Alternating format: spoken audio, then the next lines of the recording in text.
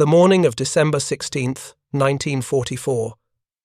The Belgian Ardennes, near the village of Rochereuth. Oberleutnant Friedrich Weber crouched behind the glacis plate of his Panzer IV, watching the fog lift across the snow-covered valley. His battalion, part of the 1st SS Panzer Division Leibstandarte Adolf Hitler, had launched their attack at 5:30 in darkness, part of the massive counter-offensive that would become known as the Battle of the Bulge. The initial advance had been swift. American positions overrun, equipment captured, prisoners taken. But now, 6 hours into the offensive, Weber's company sat stationary at a crossroads, waiting. His radio crackled. American armor spotted, 300 meters north along the main road. Weber felt the familiar surge of adrenaline mixed with confidence. In 22 months of combat on the Eastern Front and now in the West, he had faced Soviet 34s, British Cromwells, and American Shermans. The standard American medium tank, with its thin armor and underpowered 75mm gun, had become something of a grim joke among German tank crews. They called it the Tommy Cooker or the Ronson lighter. Lights the first time, every time, the men would say with dark humor. Weber's Panzer IV mounted a long-barreled 7.5cm KK-40 gun. It could penetrate a standard Sherman's frontal armor at ranges exceeding 1,000 meters. At the close quarters of Ardennes combat, where fog and forest limited visibility to a few hundred meters, German tanks held every advantage. Speed, firepower, crew experience, all favored the attackers. The Americans were falling back across the entire sector. It seemed only a matter of time before the breakthrough became a rout. Through the morning mist, Weber spotted movement, a Sherman tank, its distinctive profile unmistakable even at distance. But something about this one looked different. Bulkier. The turret seemed heavier, the hull front, thicker than the Shermans he had encountered near Aachen in September. His gunner, Feldwebel Hans Kruger, was already traversing the turret, bringing the long 75mm gun to bear. Range 300, Kruger reported, his voice steady and professional. Target identified. Sherman medium tank. Before we jump back in, tell us where you're tuning in from, and if this story touches you, make sure you're subscribed because tomorrow I've saved something extra special for you. Weber gave the command to fire. The Panzer IV rocked backward as the gun discharged. Through his optics, Weber watched the tracer arc toward the American tank. The round struck the Sherman's glacis plate at near perpendicular angle, precisely where German doctrine taught them to aim on American tanks, the spot where armor was thinnest and penetration most certain. The shell bounced. Weber blinked, certain he had misread what he saw. The bright spark of impact, the characteristic flash of steel on steel, followed not by the expected penetration and internal explosion, but by the round deflecting upward at a steep angle and disappearing into the grey sky. The Sherman kept moving. Its turret began to traverse toward their position. Kruger was already loading another round, his movements automatic, despite the confusion in his voice. Hit confirmed. No penetration. Weber ordered him to fire again. The second shell struck even more precisely than the first, impacting the hull front dead center. Again, the deflection. Again, the impossible sight of German armor-piercing shot simply skipping off American steel. The Sherman's 75mm gun flashed. The round struck the Panzer IV's right track assembly, severing it and immobilizing the vehicle. Weber ordered his crew to abandon the tank. What Friedrich Weber and thousands of other German tank crews did not know in December 1944 was that they had encountered one of the most unusual tanks the American war machine produced, the M4A3E2 assault tank, the Jumbo, with frontal armor that, in key areas, approached 7 inches of hardened steel, the gun that had defined German armored dominance for 3 years, the weapon that had destroyed more Allied tanks than any other in the Wehrmacht arsenal, had just met armor it could not defeat. The shock of that moment, repeated across dozens of engagements in the winter of 1944 and 45, would shatter German tactical confidence and reveal the extent to which American industrial capacity had closed the technological gap that German forces had relied upon since 1940. To understand what Weber experienced at that crossroads near Rocherath, one must understand what the German 75mm and 88mm guns meant to the Wehrmacht. They were not simply weapons. They were instruments of tactical certainty, physical manifestations of German engineering superiority that had dominated 3 years of mechanized warfare across 2 continents. The 7.5cm KOK-40 gun mounted on the Panzer IV represented the evolution of German anti-tank doctrine. Introduced in 1942 as the long-barreled variant replacing the earlier short-barreled infantry support weapon, it transformed the Panzer IV from a support vehicle into a tank destroyer.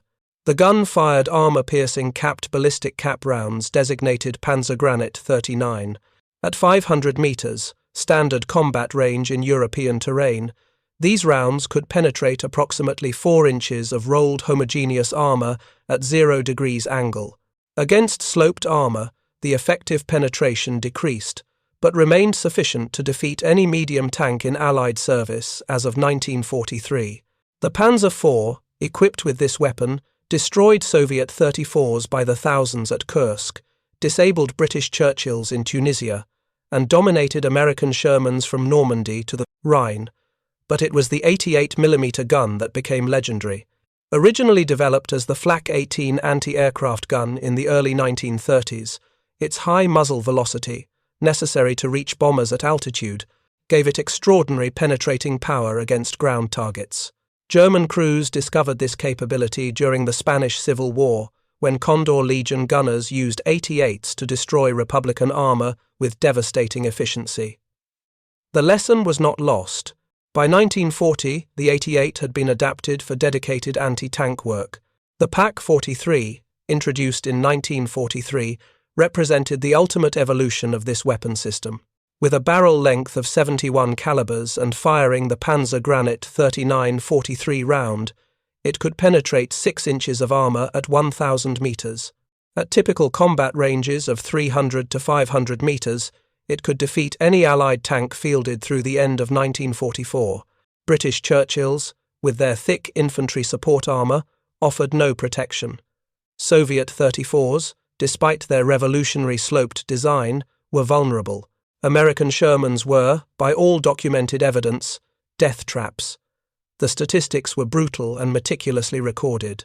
A United States Army Ordnance Department study conducted in November 1944 analyzed Sherman losses in the European theater. German 75mm and 88mm guns accounted for 62% of all Sherman tanks destroyed between June and October 1944. The kill-to-loss ratio was devastating. For every German tank destroyer or anti-tank gun position eliminated, Wehrmacht crews claimed an average of 6.3 Allied tanks destroyed. These were not propaganda figures. They were compiled from American unit after-action reports and German combat logs captured after the war. The psychological impact of these weapons extended far beyond the crews who operated them. German infantry knew that if an 88 was positioned in their sector, Allied armor could not advance. Wehrmacht commanders built entire defensive schemes around gun placement, positioning them at key crossroads, along likely approach routes, and on reverse slopes where they could fire from defilade. The mere presence of an 88 battery, even if camouflaged and silent, could halt an American or British armoured advance.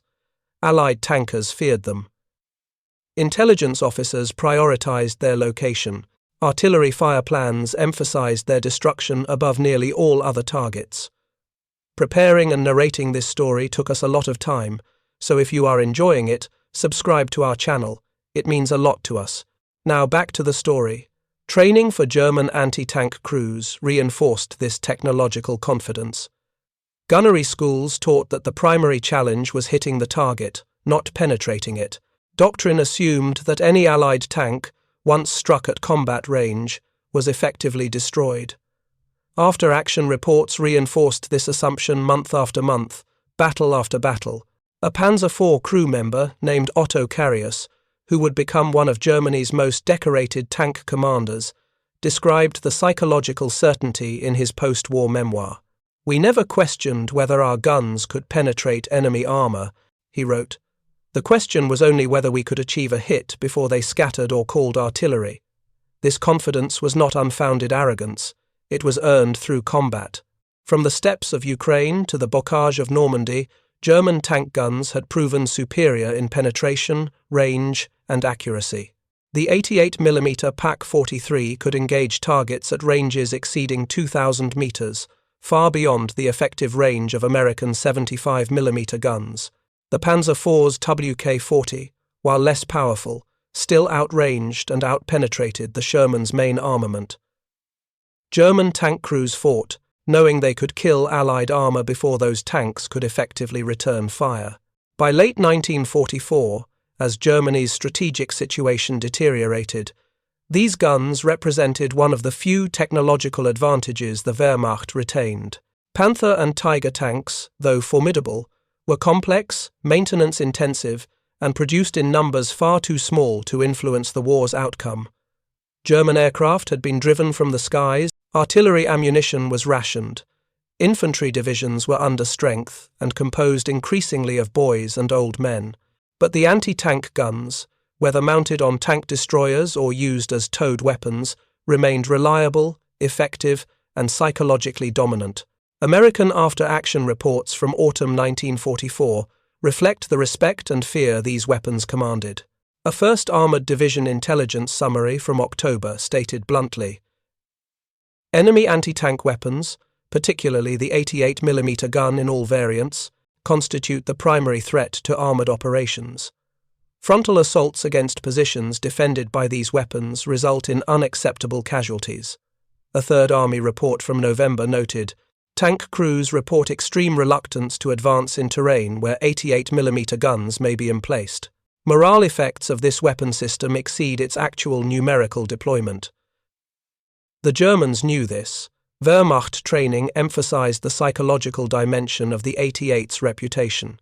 A 1944 tactical manual stated, "The mere sound of the 88's discharge creates panic among enemy tank crews. Exploit this advantage." Allied soldiers called them widowmakers, murder guns, or simply the 88, spoken with the same fatalistic dread reserved for terminal illness. Soviet reports described defensive positions anchored by 88s as death zones that could only be overcome through massed artillery preparation and acceptance of catastrophic losses. This was the context in which Friedrich Weber fought on December 16, 1944, a context where German anti-tank guns had never been proven inadequate, where doctrine and experience confirmed German technological superiority, where 3 years of combat had validated the certainty that German guns could kill any tank the Allies fielded. That certainty was about to be shattered by a tank that American industry had designed in secret, produced in limited numbers, and deployed with deliberate deception. The M4A3E2 Jumbo Sherman, a vehicle that would force German crews to question everything they believed about armored warfare. While German gunners operated with absolute confidence in their weapons, American tank crews entered combat in 1944, burdened by very different psychology. They climbed into their M4 Sherman tanks, knowing with statistical certainty that they were outmatched. The Sherman was never designed to fight German heavy armor one-on-one. It was designed to be produced in quantities that German industry could never match, to be reliable enough to operate across global supply lines, and to be simple enough that hastily trained crews could maintain it in field conditions. This was sound, strategic doctrine. General George Marshall stated explicitly in a 1943 memorandum, "Superiority will be achieved through numbers, logistics, and operational tempo, not individual vehicle performance." But this doctrine provided little comfort to the men inside the steel boxes. The Sherman's frontal armor, in its most common configuration through mid-1944, measured 2 inches on the hull and 3 inches on the turret. Later variants mounting the 76mm gun increased this to approximately 4 inches on the glacis plate when accounting for the 47-degree slope. Against German 75mm and 88mm guns, this was inadequate. A Sherman could be penetrated, at ranges where its own gun was ineffective. American crews learned to fight using tactics that acknowledged this reality. Speed, maneuver, numerical superiority, combined arms coordination with infantry and artillery, All were emphasized over direct engagement. The unofficial doctrine became survive until you can call in artillery or air support. Do not duel with German tanks if any alternative exists. The casualty statistics reflected this tactical reality. United States Army casualty reports from the European theater documented that tank crewmen suffered disproportionate losses relative to their numbers. Though armored units represented approximately 8% of combat personnel in Europe, they accounted for roughly 14% of combat deaths between June 1944 and May 1945. The average operational life of a Sherman tank in active combat was estimated at 6 weeks. Crew survival rates were better than this figure suggests, as most tanks were replaced due to mechanical failure or minor damage rather than catastrophic loss. But the psychological burden was immense. Tankers knew the numbers. They saw the burnt-out hulks along roadsides. They heard the stories of crews trapped inside burning vehicles, a phenomenon so common it earned the grim nickname brewing up. The Sherman's gasoline engine and ammunition storage made it prone to catastrophic fire when penetrated. Later variants incorporated wet stowage, where ammunition was stored in glycerin-filled racks to prevent fires. But this modification arrived slowly and was not universal until late 1944. Lieutenant Colonel Wilson M. Hawkins, who commanded a tank battalion in 3rd Army, wrote in his post-war report, "Morale among replacement crews was the single greatest challenge of command. Men arrived knowing they were entering vehicles that could be destroyed by weapons they could not effectively engage. The psychological burden of this knowledge affected combat performance more than any technical shortcoming of the Sherman itself. This was the reality that prompted United States Army Ordnance to develop the M4A3E2. The Jumbo was not conceived as a tank destroyer or a vehicle meant to duel with Panthers and Tigers. It was designed as an assault tank, a vehicle that could lead columns through fortified towns, absorb fire from anti-tank guns and Panzerfausts, and survive long enough for infantry to suppress enemy positions. The armor scheme reflected this mission. Hull front cast nose measured approximately 6 inches thick at a 47-degree angle, providing effective resistance equivalent to roughly 8 to 9 inches of vertical plate.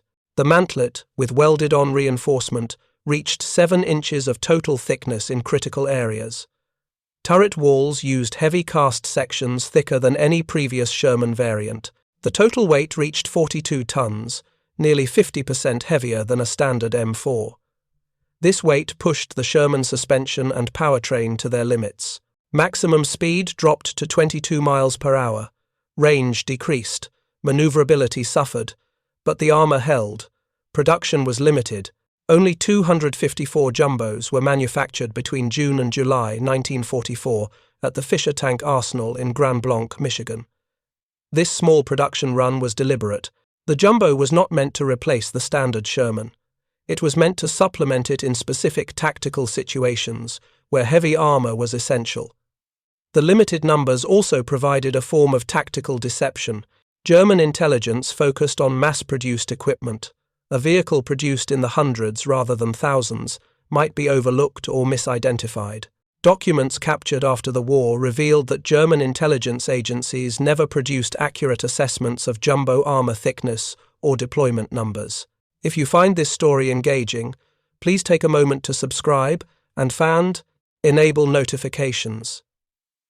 It helps us continue producing in-depth content like this.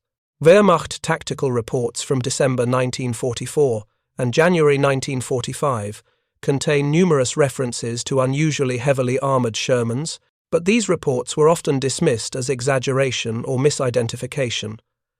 A 1st SS Panzer Division intelligence summary from December 22 stated, "Reports of Sherman variants immune to frontal penetration at combat ranges are not supported by captured documents or vehicle examination. Crews are advised to maintain standard engagement doctrine." This institutional skepticism meant that German tank and anti-tank crews continued to engage Jumbos using tactics developed against standard Shermans, tactics that assumed penetration was certain. The result was shock and confusion when rounds bounced. Friedrich Weber's experience at WRIIT was repeated across the Bulge offensive. A Panzer IV crew from the 2nd Panzer Division reported firing 4 rounds at a Sherman near Bastogne, all deflecting, before withdrawing under fire. A PaC-40 anti-tank gun crew outside Houffalize recorded 3 hits on a Sherman at 300 meters with no penetration, describing the target as having abnormally thick armor around the gun mantlet. An 88mm Flak 41 crew attached to the 12th SS Panzer Division engaged what they identified as a Sherman at 400 meters near Manhay on December 24. The first round deflected off the glacis. The second struck the turret and also failed to penetrate. The crew was overrun by American infantry before they could fire a third time. These were not isolated incidents. Between December 16th and January 15th, United States 1st and 3rd Armies documented 43 confirmed engagements where jumbos absorbed hits from German 75mm and 88mm guns without penetration. Some jumbos were hit multiple times. A jumbo from the 2nd Armoured Division near Würzfeld survived 7 confirmed hits from a mixture of Panzer IV and PaC-40 fire during a 3-hour engagement on December 18th. The tank remained operational. The crew was uninjured. After the battle, American maintenance personnel counted 14 gouges and craters on the frontal armor, none achieving penetration.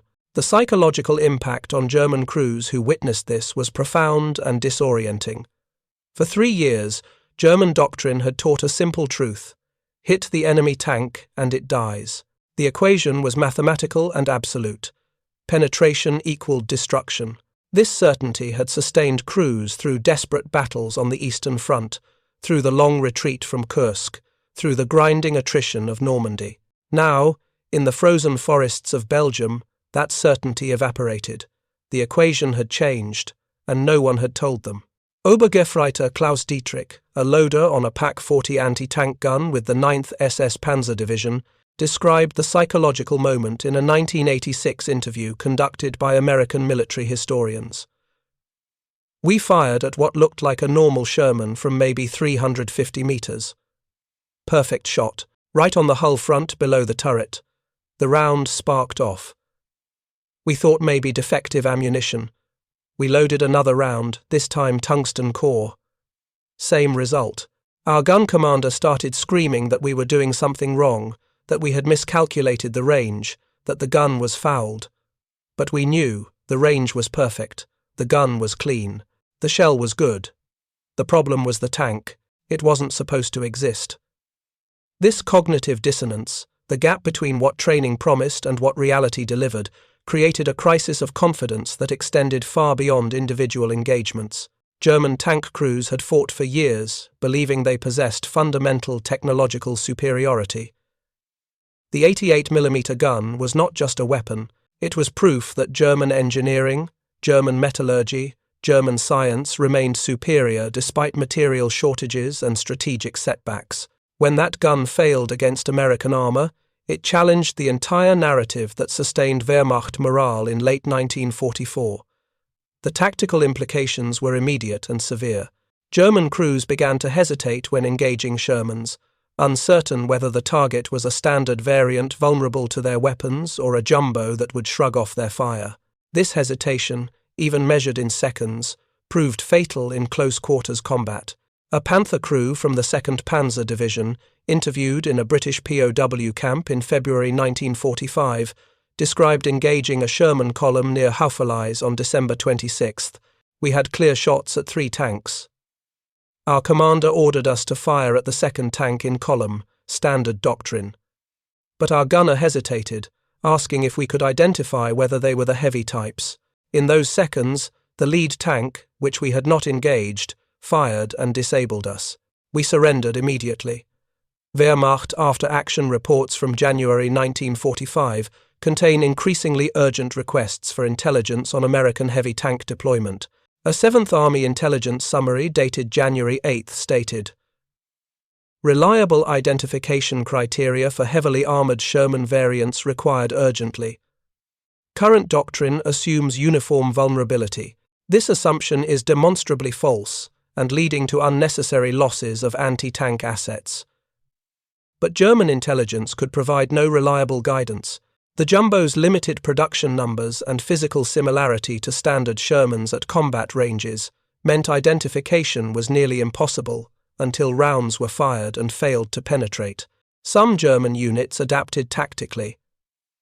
A 15th Panzer Grenadier Division report from mid-January recommended engaging all Shermans with multiple rounds, regardless of apparent effect, assuming that even heavily armoured variants would eventually succumb to repeated hits. This doctrine was theoretically sound but practically difficult. Firing multiple rounds increased exposure time, consumed limited ammunition, and revealed gun positions to American artillery observers. Other units recommended avoiding frontal engagements entirely, attempting to maneuver for flank shots where even the Jumbo's armour was vulnerable.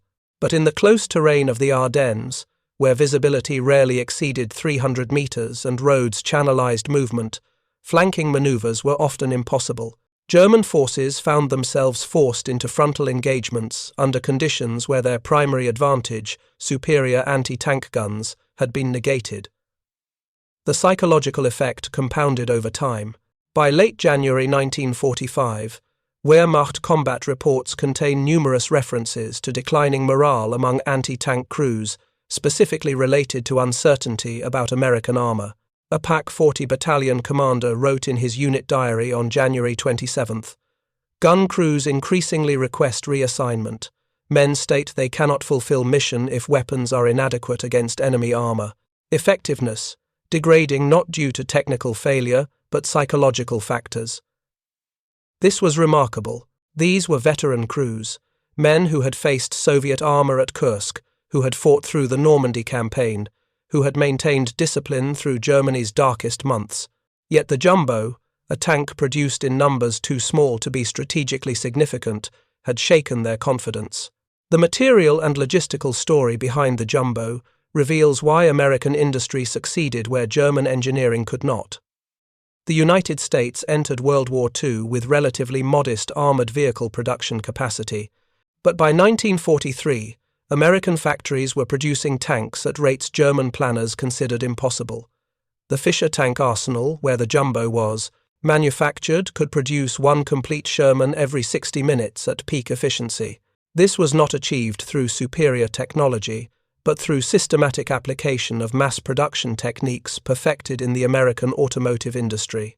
Henry Ford's assembly line principles, adapted for military production, allowed American factories to build tanks the way they built cars.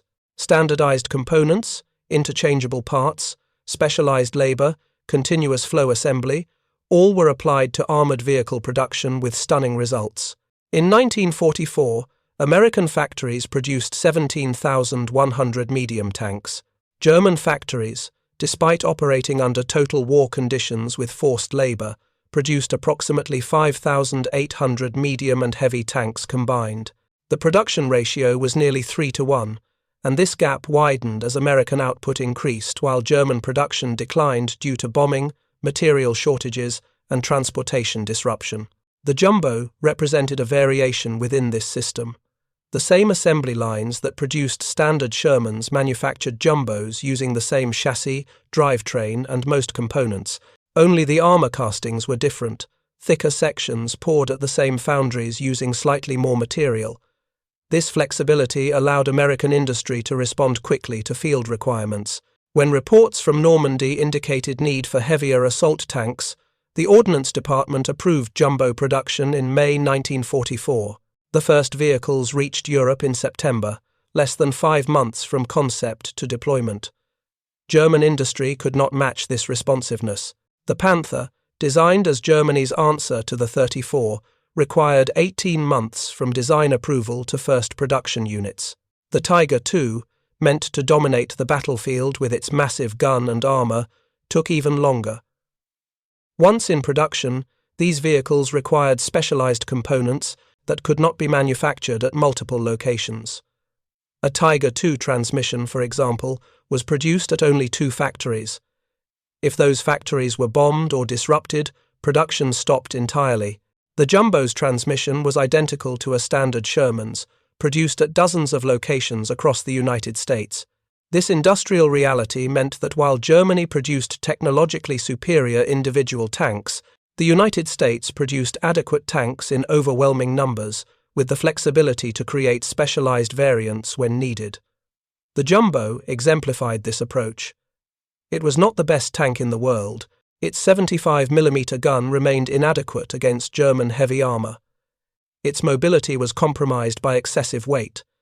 Its production numbers were too small to change strategic outcomes, but it succeeded in its specific mission, leading assault columns, absorbing fire, protecting crews, and psychologically demonstrating that American armor could stand and fight. The combat record of the 254 Jumbos deployed between September 1944 and May 1945 supports this assessment. United States Army records document that 87% of Jumbos that entered combat survived the war either intact or repairable. This survival rate was more than twice that of standard Sherman variants. The difference represented hundreds of American lives saved, families spared grief, futures that continued beyond 1945. Staff Sergeant Robert Early, who commanded a Jumbo with the 3rd Armored Division, wrote in a letter home dated March 1945, "We've been hit so many times I've lost count. Rounds just bounce off. The crew jokes that we're riding in the safest place in Europe. For once, they're not being sarcastic." Individual Jumbos accumulated extraordinary damage records. A tank from the 2nd Armored Division, nicknamed Cobra King, absorbed 23 confirmed anti-tank hits during the relief of Bastogne and subsequent operations. None penetrated. The vehicle remained operational through VE Day. Another Jumbo, operating with the 4th Armored Division near Sinzig in March 1945, took 17 hits during a single engagement, including 3 from a Panther's 75mm gun at less than 200 meters. All deflected. The crew reported feeling the impacts as tremendous hammer blows but suffered no casualties and maintained the ability to return fire. These were not miraculous survivals. They were the predictable result of armor thickness exceeding gun penetration capability at the angles of engagement. But to the crews inside, and to the German gunners watching their rounds bounce, the experience felt miraculous. Combat narratives from both sides describe Jumbo engagements in language typically reserved for supernatural events. Impossible, invincible, impenetrable. These words appear repeatedly in after-action reports, unit diaries, and veteran interviews. The Jumbo had achieved something rare in mechanized warfare. It had created a psychological effect disproportionate to its numbers. German intelligence eventually compiled accurate information about the Jumbo, but this came too late to influence tactics meaningfully. A Wehrmacht intelligence bulletin dated March 15, 1945, finally provided detailed specifications. American M4A3E2 variant observed in limited numbers. Frontal armor approximately 150 to 170 mm effective thickness. Immune to standard anti-tank weapons at normal combat ranges. Recommend engagement at ranges below 100 meters or targeting track and running gear. But by March 1945, Wehrmacht forces were in full retreat. Doctrine changes meant little when units lacked fuel, ammunition, and the ability to maneuver. The broader significance of the Jumbo lies not in battles won or lost, but in what it revealed about the evolution of armored warfare. By late 1944, the tank's role had shifted fundamentally. Early war doctrine, German doctrine especially, emphasized the tank as a breakthrough weapon, a vehicle that could penetrate enemy lines and exploit gaps with speed and shock. This doctrine assumed technological parity or superiority. But as the war progressed and Allied industrial capacity overwhelmed German production, the nature of tank combat changed. American doctrine in 1944 emphasized the tank as one component of combined arms teams. Infantry, artillery, air support, and armor worked together, each compensating for the other's weaknesses. The Sherman's inadequacy in one-on-one duels mattered less when American tanks fought with artillery support, air superiority, and numerical advantage. The Jumbo, within this framework, served a specific function. It absorbed fire that would destroy standard Shermans, allowing other elements of the combined arms team to maneuver and engage. This was pragmatic rather than elegant doctrine, but it worked. German forces, despite superior individual tank performance, could not overcome systemic Allied advantages in production, logistics, and combined arms coordination. The Jumbo symbolized this shift. It succeeded not because it was the best tank, but because it was adequate for its mission and could be produced, deployed, and maintained within the larger American war machine. Wehrmacht tankers, trained in a doctrine that emphasized individual vehicle superiority and crew skill, struggled to adapt to this new reality. The psychological cost to German crews who encountered Jumbos extended into post-war years. Veterans interviewed decades later still describe the shock of watching rounds bounce. Obergefreiter Klaus Dietrich, the PaC-40 loader quoted earlier, stated in his 1986 interview, "For 40 years I questioned whether I had done something wrong that day, whether I had loaded the shell incorrectly, whether I had caused my comrades' deaths by my incompetence. Only when I read American technical documents in the 1970s did I understand that our guns simply could not penetrate that tank. The relief was overwhelming, but also bitter. We were sent into battle against weapons we could not defeat, and no one told us." This theme, the failure of German intelligence to provide accurate information about Allied capabilities, appears repeatedly in veteran accounts. German crews felt betrayed not by their weapons but by the system that deployed them without adequate intelligence. A Panzer IV commander, interviewed in 1991, expressed it bluntly. "We did not lose because our tanks were inferior. We lost because we did not know what we were facing. If we had known about the Jumbo's armor, we could have adapted. We could have avoided frontal engagements, targeted tracks, called for heavier weapons. But we fought using doctrine based on false assumptions, and men died because intelligence failed." This criticism was valid. German intelligence services, overstretched and under-resourced by late 1944, failed to accurately assess Allied equipment improvements. But the failure went deeper. German military culture, bred on assumptions of technological superiority, resisted information that contradicted those assumptions. When field reports described Shermans immune to 88mm fire, higher headquarters dismissed them as exaggeration or crew error. This institutional skepticism meant that even when accurate information reached command levels, it was not disseminated or incorporated into doctrine. American intelligence, by contrast, systematically exploited captured German equipment. Every knocked-out Panther or Tiger was examined, measured, and tested. Armor samples were cut out and sent to Aberdeen Proving Ground for metallurgical analysis. Captured guns were fired against American armor, to determine penetration characteristics. This information fed directly into development of improved ammunition, armor schemes, and tactical doctrine. The American system was not perfect, but it incorporated feedback loops that German systems lacked. The Jumbo's development itself exemplified this responsive approach. When Normandy combat revealed that standard Shermans could not survive in urban assault roles, ordnance responded within months. German industry, receiving similar feedback about Panther reliability or Tiger fuel consumption, took years to implement meaningful changes, if they responded at all. By war's end, American tank development had accelerated while German development stagnated, not because of engineering failure but because the systems that transformed engineering into production had broken down. The final Jumbo combat action occurred in late April 1945 as American forces pushed into southern Germany. The war had less than 2 weeks remaining. A Jumbo from the 14th Armoured Division, its hull marked by dozens of impact scars accumulated over 8 months of combat, led a column into the town of Landshut. German resistance was minimal, mostly elderly Volkssturm militia with Panzerfausts. The Jumbo absorbed 3 Panzerfaust hits to the frontal armour. All failed to penetrate, the shaped charges dissipating against the thick cast steel. The crew, numb with exhaustion and the surreal atmosphere of war's ending, secured the town without casualties. That specific Jumbo survived the war intact.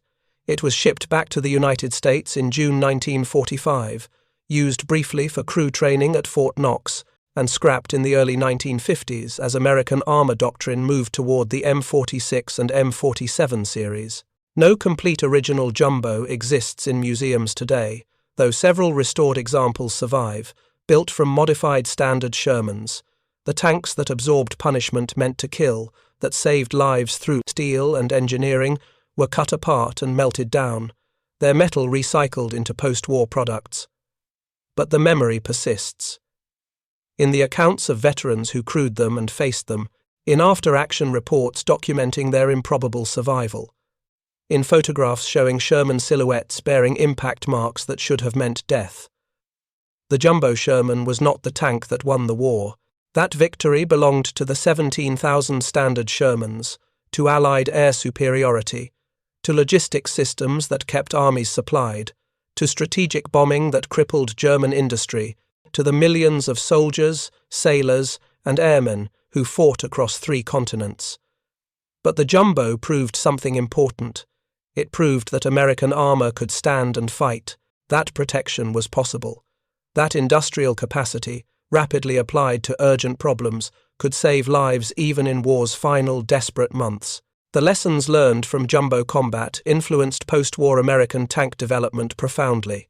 The M46 pattern, developed in 1945 and 46, incorporated many principles validated by jumbo experience.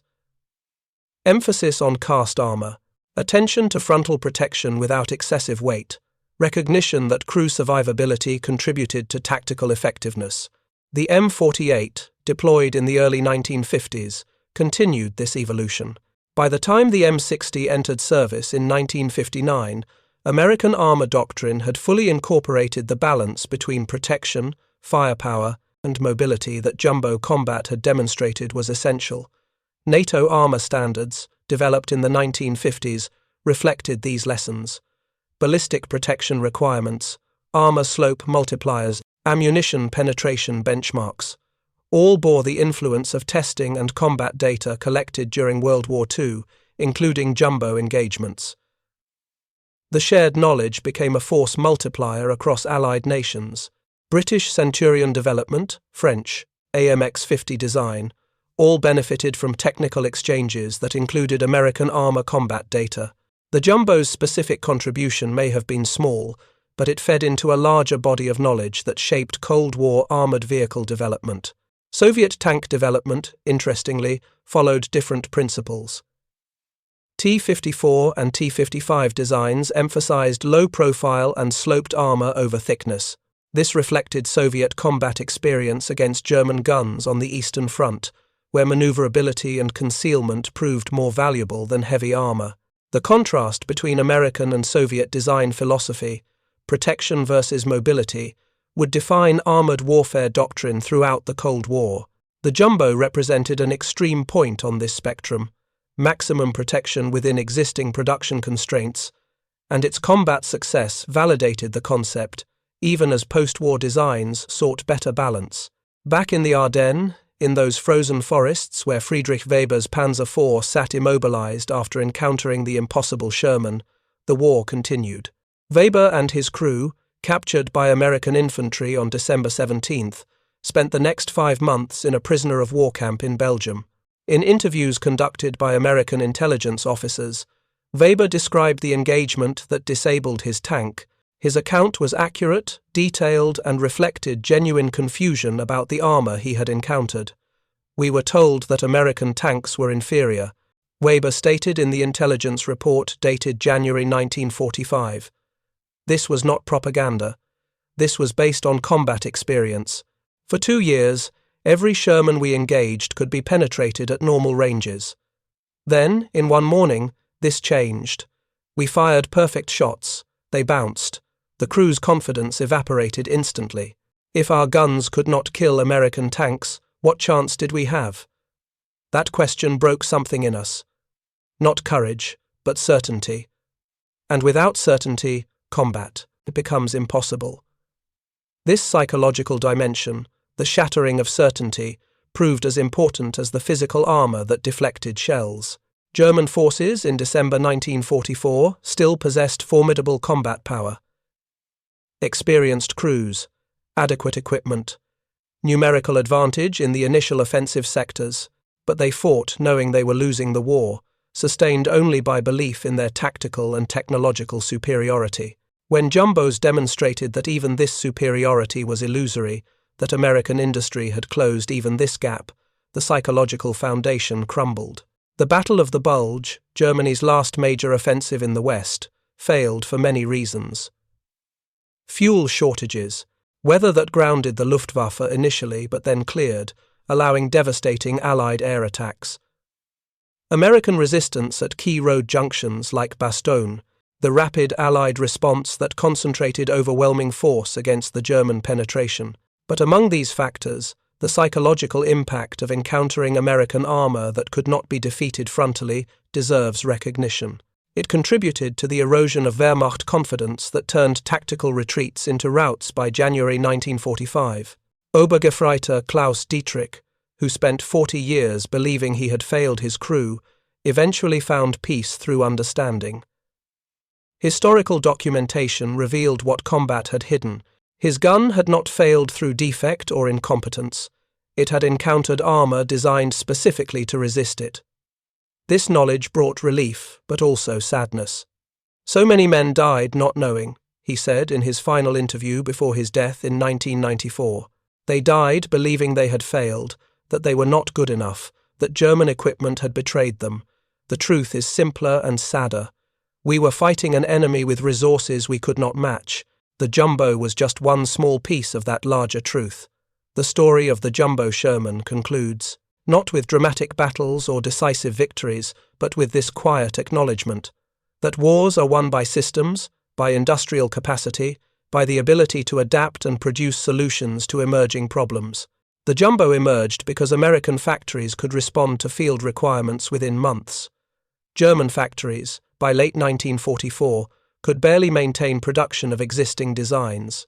This industrial flexibility, more than any single weapon, determined the war's outcome.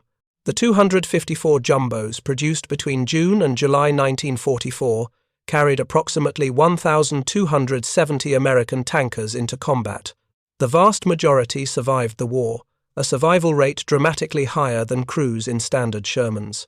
This simple fact represents lives saved, families spared grief, futures that continued beyond 1945. Numbers cannot capture the full human dimension of this survival, but they hint at it. 1,270 men who came home, who raised families, who built post-war America, who carried memories of impossible armor that protected them when protection should have been impossible. The German crews who faced Jumbos and survived carried different memories. The shock of rounds bouncing, the moment when certainty shattered. These memories, traumatic and disorienting, shaped how Wehrmacht veterans understood their wartime experience. Many struggled for decades to reconcile training that promised superiority with combat that demonstrated otherwise. Some never reconciled this gap. Others, like Dietrich and Weber, eventually found understanding through historical research and dialogue with American veterans. These reconciliations, small and personal, represented a different kind of victory. The victory of truth over myth. The Jumbo's place in military history remains modest. It was not a war-winning weapon. It did not change strategic outcomes. Its production numbers were too small to influence materiel balances. But it succeeded in its specific mission. It led assaults, it absorbed fire, it protected crews, and in doing so, it demonstrated that American industrial capacity, when focused and urgent, could produce solutions to battlefield problems faster than enemies could adapt. This responsiveness, this ability to identify problems and implement solutions within production cycles measured in months rather than years, proved more valuable than any single technological advantage. Modern armor historians studying the Jumbo recognize it as a transitional design, a bridge between the mass-produced medium tank philosophy that dominated American doctrine through mid-1944 and the heavy tank doctrine that would emerge in the Cold War. Its compromises, trading mobility for protection while retaining inadequate firepower, illustrated the difficulty of balancing the three fundamental characteristics of tank design. Every gain in one dimension requires sacrifice in others. The Jumbo maximized protection within existing production constraints. Post-war designs would seek better balance, but they built upon lessons the Jumbo's combat validated. Up next, you've got two more standout stories right on your screen. If this one hits the mark, you won't want to pass these up. Just click and check them out. And don't forget to like, subscribe, and turn on the notification bell so you don't miss any upload from us.